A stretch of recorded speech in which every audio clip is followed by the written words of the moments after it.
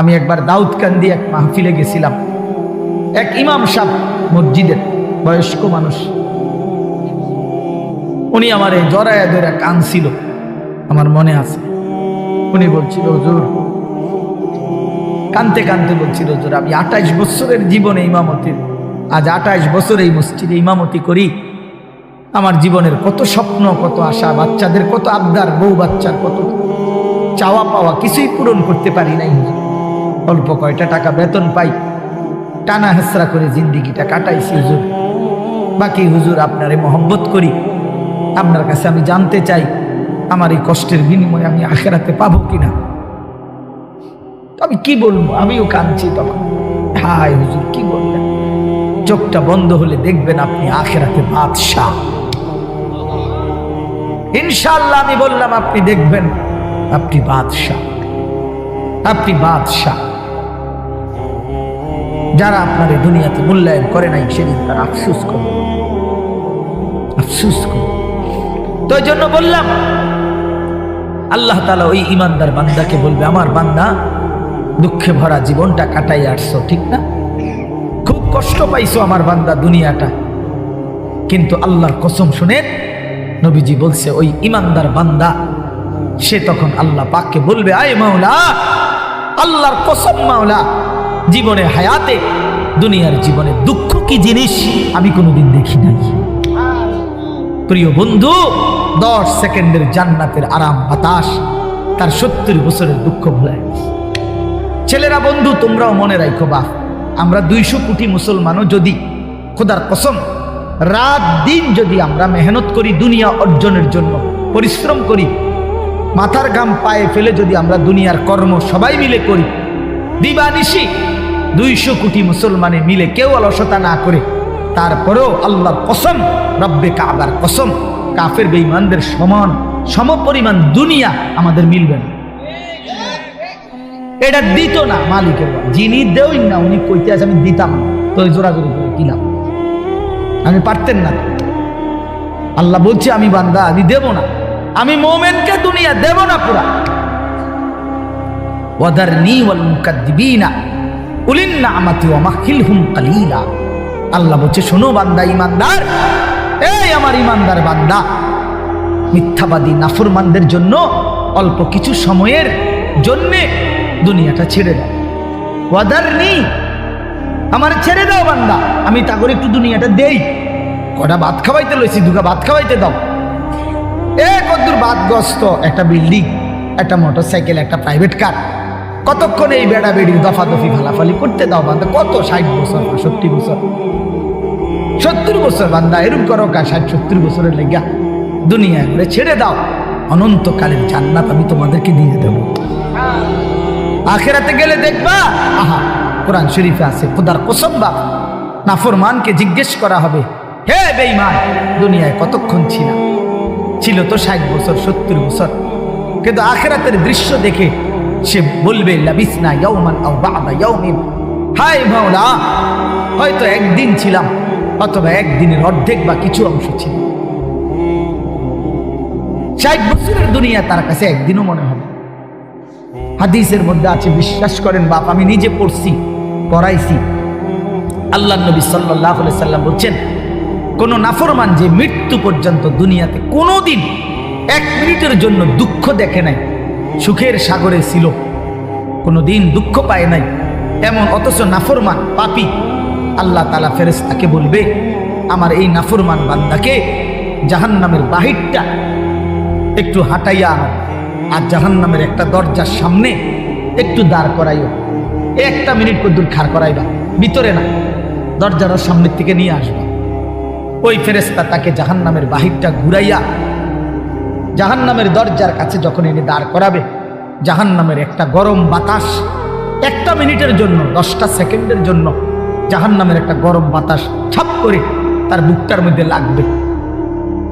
এরপরে ফেরেশতা তারে নিয়ে আসবে, আনার পরে হাসরের মাঠে, প্রিয় বাপ, প্রিয় সন্তান, আমার ছেলেরা, আমার আল্লাহর কসম, নবীজি বলছে, আল্লাহ পাক তখন ওই সুখে ভরা নাফরমান ব্যক্তিটাকে জিজ্ঞেস করবে, আমার বান্দা, দুনিয়াটা তো বড় সুখে আরামে নিশ্চিন্তে কাটাই আসছো, ঠিক না? আল্লাহর কসম ওই বান্দা তখন বলবে, আয় মাওলা, আপনার জাতের কসম মাওলা, জীবনে দুনিয়ার হায়াতে সুখ কি জিনিস আমি জীবনে কোনোদিন দেখিনি। বিশ্বাস করি, এটা হাদিসের। আবার আমি ব্যক্তিগতভাবে খামখেয়ালি কথা কম বলি, এটা হাদিস। অর্থাৎ জাহান্নামের 10 সেকেন্ডের ওই দরজার মুখের একটু গরম বাতাস তার 60 বছরের 70 বছরের সুখ 1 মিনিটে 1 সেকেন্ডে 10 সেকেন্ডে ভুলে গেছে, সব ভুলে গেছে।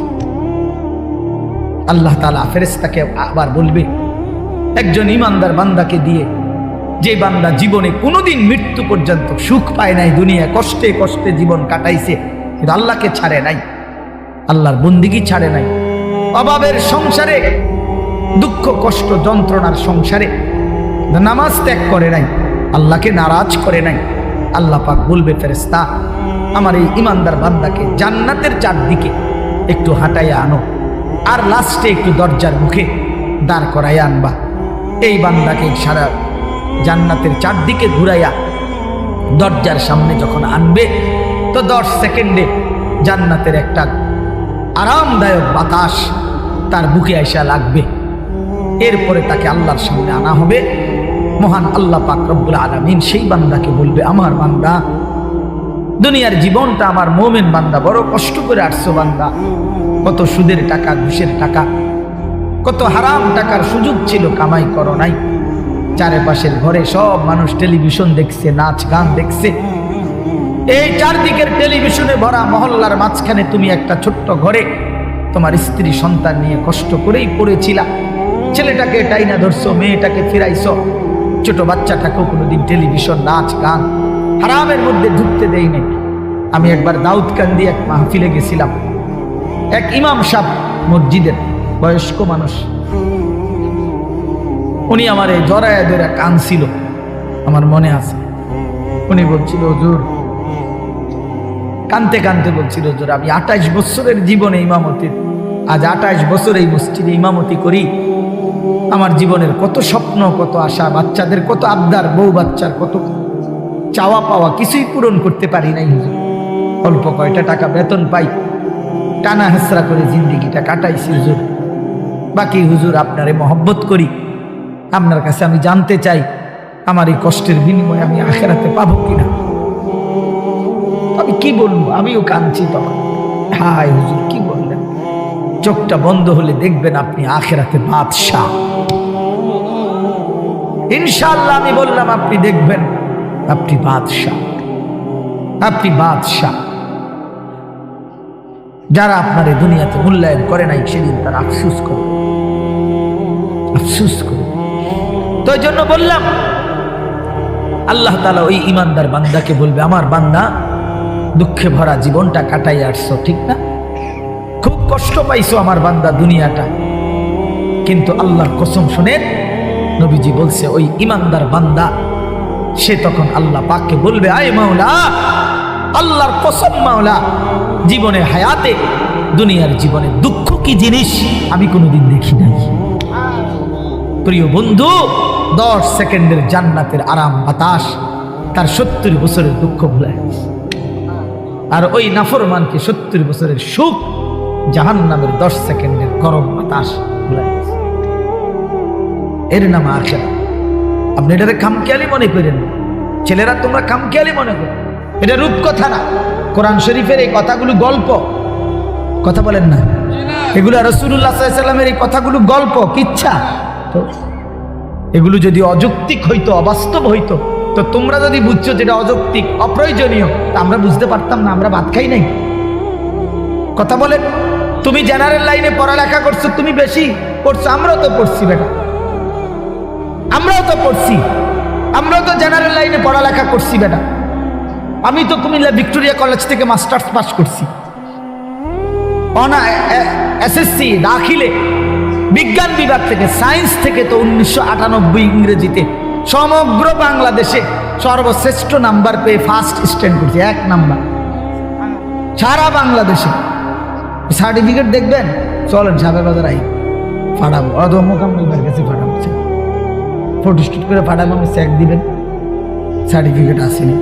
কয়টা সার্টিফিকেট লাগবে না, ইডি দিয়ে তো উপরে রয়েছি সার্টিফিকেট, ভাত খাইতে তো টাইম নেই, সার্টিফিকেট সামনে দৌড়াইতে তো জান শেষ।